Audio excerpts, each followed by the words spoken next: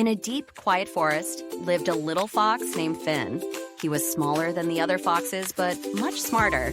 One day, while exploring, Finn saw a hunter's trap hidden under leaves. He warned the other animals, but they laughed. "We are too fast to be caught," they said. The next morning, a loud cry echoed through the trees. Finn rushed over and found the biggest wolf trapped. The other animals were too scared to help.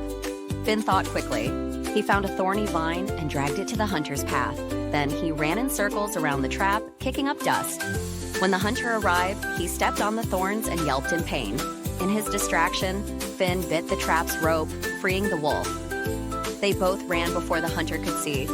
The wolf, grateful, told the animals, "Never ignore wisdom, no matter how small."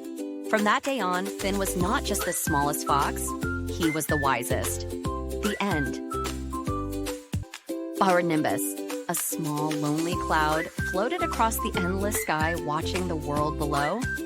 He dreamed of being an artist, of painting the sky with beauty. But how could a cloud create art? "I'll paint with raindrops," he thought excitedly. He gathered all the moisture he could and let the droplets fall. But instead of forming pictures, they simply splashed to the ground. The trees drank the water and the flowers bloomed, but Nimbus sighed. "That's not art. I want to create something beautiful." One evening, as the sun began to set, Nimbus drifted slowly across the horizon.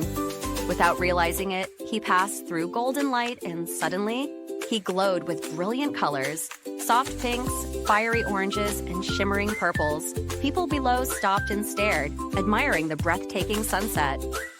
"Look at that beautiful sky," they whispered in awe. Nimbus gasped, "They love it?" He looked at himself, finally seeing what everyone else did. He had been painting all along, turning the sky into a masterpiece without even knowing it. With a joyful heart, Nimbus continued floating, embracing his gift. What did we learn? Your talents may already be shining, you just need to see them. Drizzle, a tiny raindrop, clung tightly to the soft, billowy clouds above. He had always loved the way they drifted lazily across the sky, cradling him in their misty embrace. "I want to stay here forever," he whispered, gazing down at the vast world below. But nature had other plans. One day, a dark storm clouds gathered, rumbling with thunder. The wind howled, and raindrops all around him began to fall. "No, I'm not ready," Drizzle cried, but gravity pulled him downward. He tumbled through the air, past towering trees and fluttering birds, before landing with a gentle splash in a quiet pond. Startled, Drizzle looked around. The water shimmered under the soft light. "Where am I?" he asked. The pond rippled and replied, "You are part of something bigger now." Drizzle watched as the pond stretched into a winding stream which fed into a great river. He wondered where the water led. Soon the sun shone brightly, warming his surface, and something magical happened. He felt himself rising, turning into mist, floating back toward the sky. Drizzle marveled at his journey. He drifted into new clouds, fell into rushing rivers, swayed inside a flower, and even found himself in the mighty ocean. Each time he realized change wasn't an ending. It was a new beginning. When he finally returned to the clouds, he smiled. Every journey helps you grow, he thought. He was no longer afraid. In this story, we learned that change is good. It is an adventure. In a quiet little town, there stood a small library with tall wooden shelves, but only a single book rested inside. The townspeople found it strange. What's the point of a library with just one book? They wondered. One day, a curious girl picked it up and began to read.